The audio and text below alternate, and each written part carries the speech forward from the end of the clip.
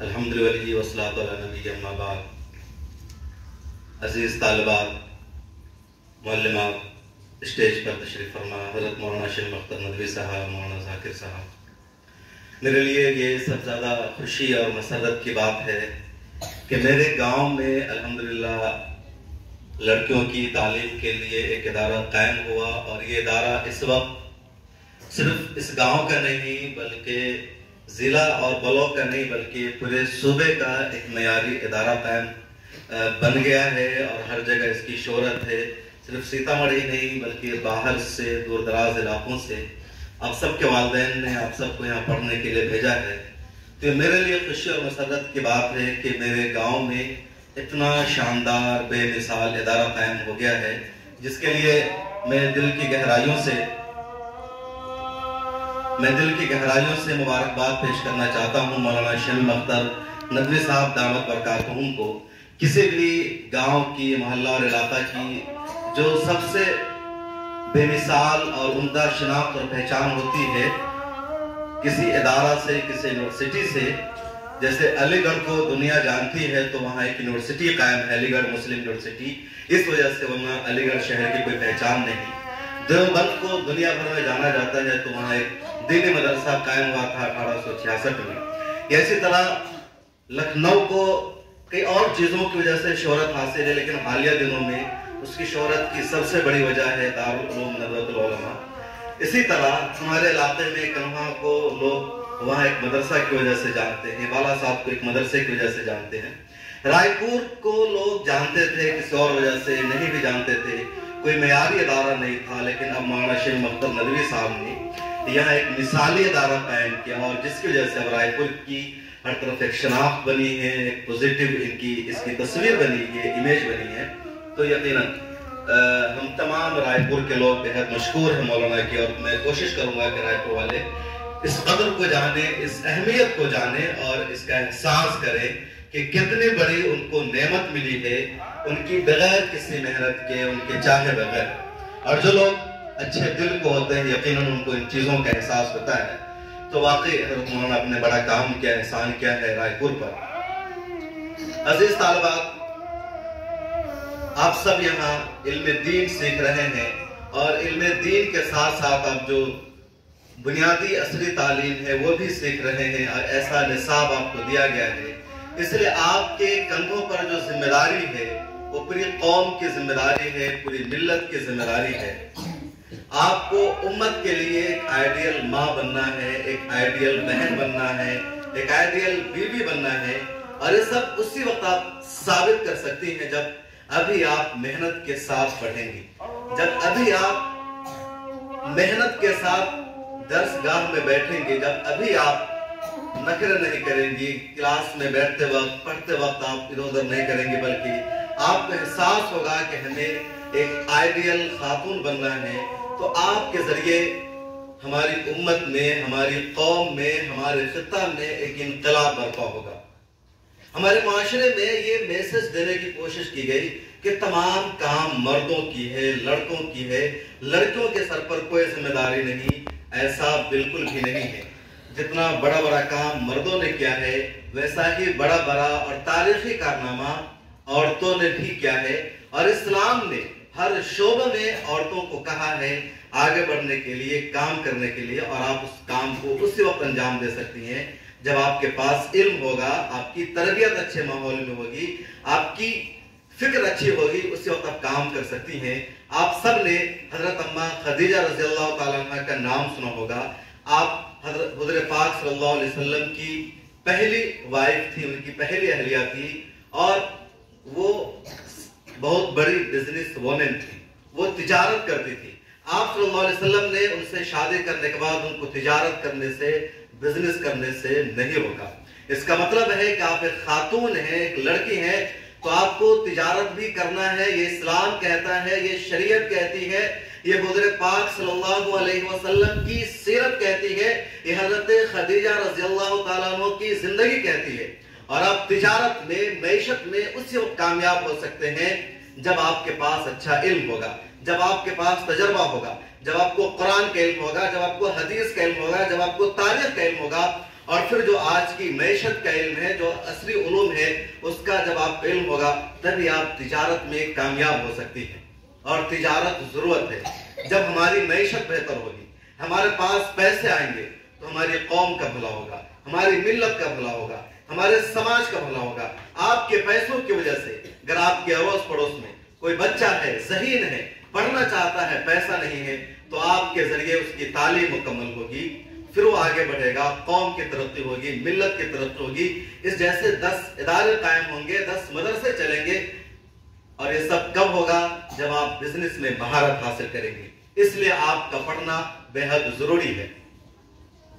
آپ نے حضرت عائشہ رضی اللہ تعالیٰ عنہ کا نام سنا۔ آپ حضور پاک صلی اللہ علیہ وسلم کی سب سے پیاری اور چہیتی وائف تھی۔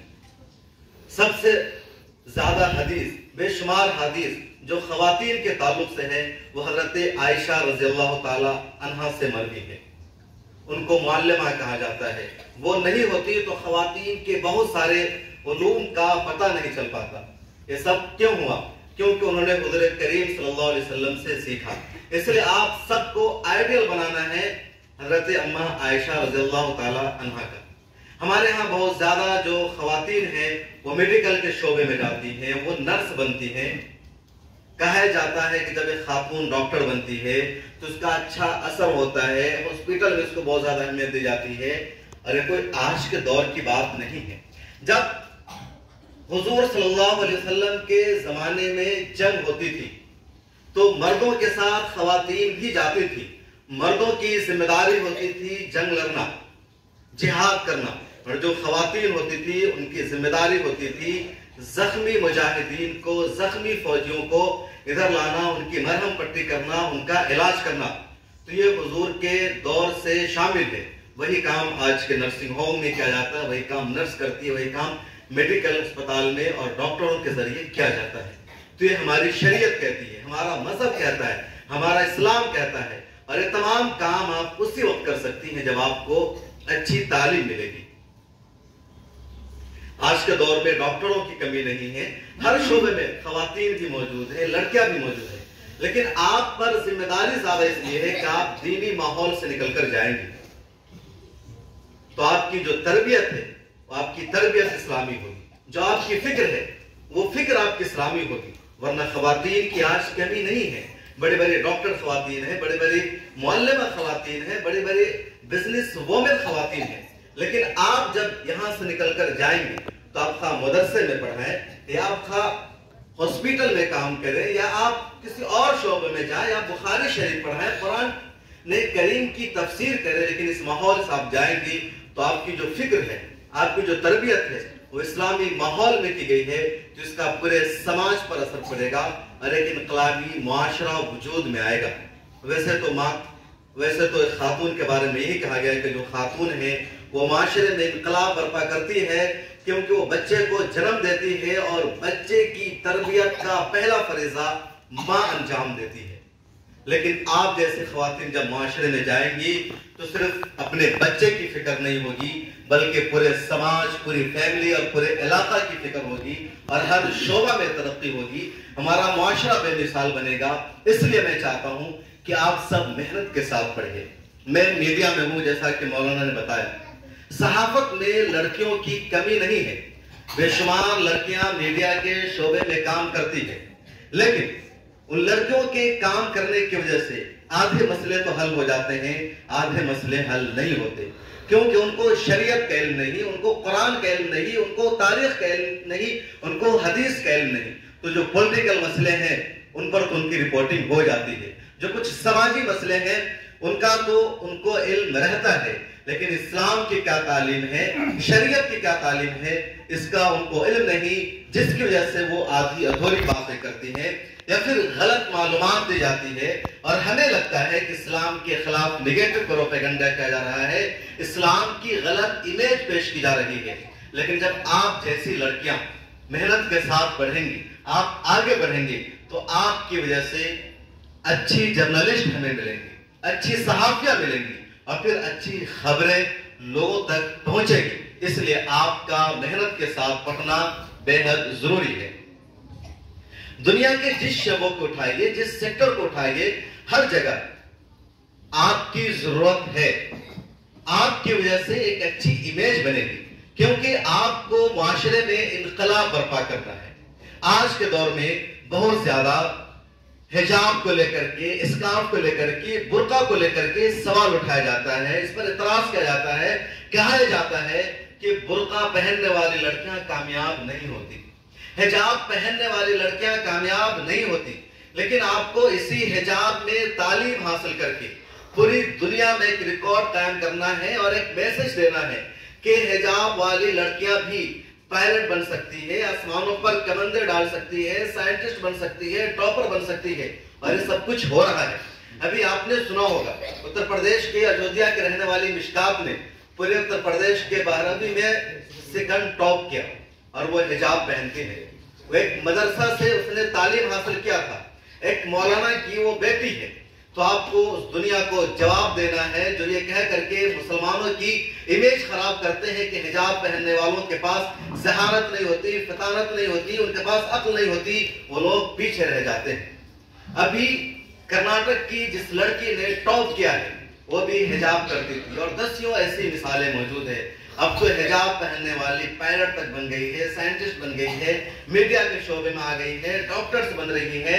اور یہ سب اس وجہ سے لوگ کامیاب ہوئی ہے کہ انہوں نے اللہ تعالیٰ پر بھروسہ رکھا. ان کو اپنی کامیابی کا یقین تھا.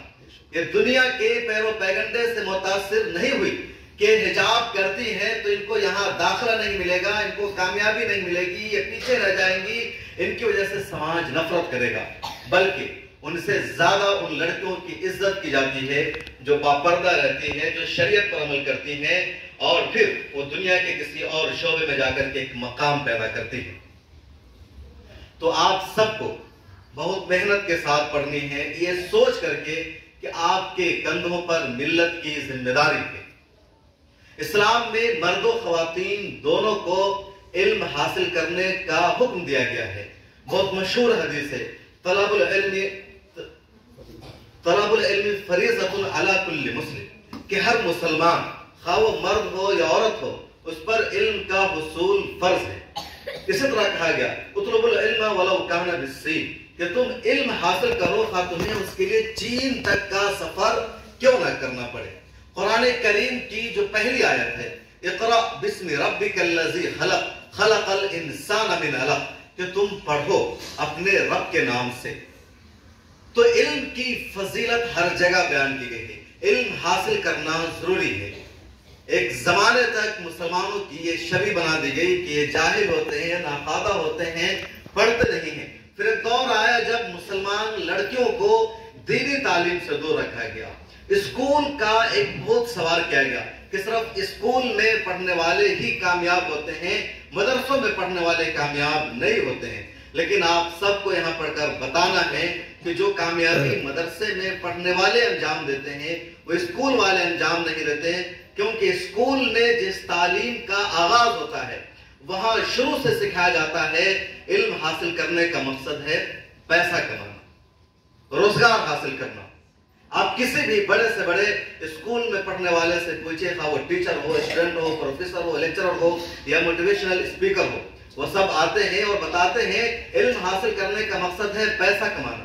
لیکن آپ سب جب یہاں موجود ہے تو آپ سب کو پہلے دن یہی بتایا گیا ہوگا کہ علم حاصل کرنے کا مقصد ہے اللہ تعالیٰ کی رضا اور خوشنودی حاصل کرنا، اپنی تربیت کرنا، سماج کو بہتر بنانا، انسانیت کے فریضے کو قائم کرنا. یہ علم کا بنیادی مقصد ہوتا ہے. اور انسانیت اسی وقت آئے گی جب آپ کے اندر اسلام آئے گا. جس کی زندگی میں اسلام مکمل طور پر نہیں آئے گا، جس کی زندگی اسلام کے مطابق نہیں ہوگی، جس کی زندگی قرآن کے مطابق نہیں ہوگی، اس کی زندگی میں انسانیت نہیں آ سکتی ہے. اس لیے اسلام میں انسانیت ہے، انسانیت میں اسلام نہیں ہے. اس لیے انسانیت کو آگے بڑھانے کے لیے، زندگی کے تمام شعبوں میں آگے بڑھنے کے لیے ضروری ہے کہ آپ کی فکر اسلامی ہو، آپ کی تربیت اسلامی ہو اور آپ محنت کے ساتھ پڑھیں. آپ لوگوں کی اس وجہ سے بھی آج کے دور میں بہت زیادہ ضرورت ہے.